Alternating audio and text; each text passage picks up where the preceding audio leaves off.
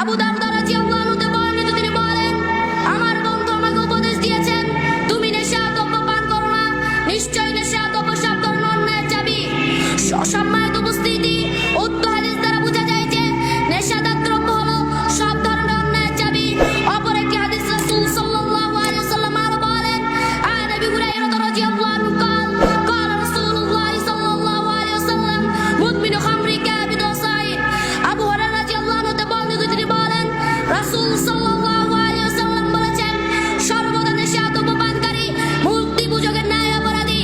উক্ত হাদিস দ্বারা বোঝা যায় যে কেউ যদি নেশাদ্রব্য পান করে মৃত্যুবরণ করে, সে কাল কিয়ামতের দিন আল্লাহ তাআলার সাথে একটি মূর্তি পূজকের সাক্ষাৎ করবে। সম্মানিত উপস্থিতি, মূর্তি পূজক যারা ইসলাম থেকে বহু দূরে, যারা ইসলামের বাউন্ডারি থেকে বাইরে, আর আপনি যদি একটি নেশাদ্রব্য পান করে মৃত্যুবরণ করেন, আপনি একটি মূর্তি পূজকে গণ্য হবেন। এ মর্মে মহান আল্লাহ তাআলা সূরা বাকারা 230 নম্বর আয়াতে বলেন, ইয়াসআলুনাকা, তারা আপনাকে জিজ্ঞেস করলো, আনিল খামরি ওয়াল মাইসির, নেশাদ্রব্য এবং জুয়া সম্পর্কে, কুল ফীহিমা ইসমুন কাবীর, আপনি তাদেরকে বলুন তাতে বড় গুনাহ হয়। উক্ত আয়াত দ্বারা বোঝা যায় যে নেশাদার দ্রব্য একটি বড় গুনাহ। আল্লাহ তাআলা আমাদেরকে স্পষ্টভাবে তা বুঝিয়ে দিতে চাচ্ছেন। আর আমরা যদি কেউ নেশাদ্রব্য পান করি বা খাই, তাহলে আল্লাহ তাআলা আমাদেরকে ভয়াবহ শাস্তি দিবেন। অপর একটি হাদিস রাসূল সাল্লাল্লাহু আলাইহি ওয়াসাল্লাম আরো বলেন, আন আব্দুল্লাহ ইবনে আমির রাদিয়াল্লাহু আনহু قال النبي صلى الله عليه وسلم لا يدخل الجنة منان ولا آكل ولا مدمن خمر رواه أحمد والنسائي। আব্দুল্লাহ ইবনে আমর রাদিয়াল্লাহু আনহু বর্ণিত, তিনি বলেন, রাসূল সাল্লাল্লাহু আলাইহি ওয়াসাল্লাম বলেছেন, তিন শ্রেণীর লোক কখনো জান্নাতে যাবে না। এক, উপকার করে ক্ষুধাদানকারী। দুই, পিতামাতার অবাধ্যকারী। তিন, নেশাদ্রব্য পানকারী।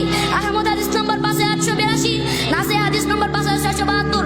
উক্ত হাদিস দ্বারা বোঝা যায় যে যে ব্যক্তি যতই আমল আছে না, যতই করুক, যতই সালাত যাকাত যত রকমের আমল আছে না, যতই করুক, কিন্তু সে যদি প্রত্যেকদিন নিয়মিতভাবে নেশাদ্রব্য পান করে, সে কখনো জান্নাতে যেতে পারবে না। সম্মানিত উপস্থিতি, আজকে আমাদের যুব সমাজে তদবরতন হয়ে গেছে।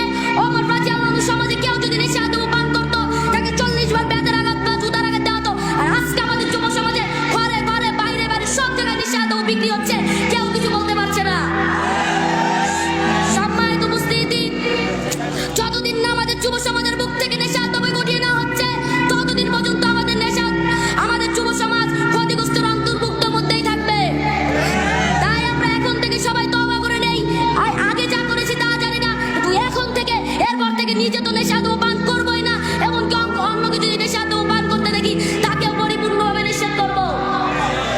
সম্মানিত উপস্থিতি, আল্লাহ তাআলা যদি, আমি এখন পর্যন্ত আপনাদের সামনে যা আলোচনা করলাম, তার উপর যদি আল্লাহ তাআলা পরিপূর্ণভাবে আমাদেরকে আমল করার তৌফিক দান করুন। এবং সুবহানাকাল্লাহুম্মা ওয়া বিহামদিকা আশহাদু আল্লা ইলাহা ইল্লা আনতা আস্তাগফিরুকা ওয়া আতুবু ইলাইক। আসসালামু আলাইকুম ওয়া রাহমাতুল্লাহ।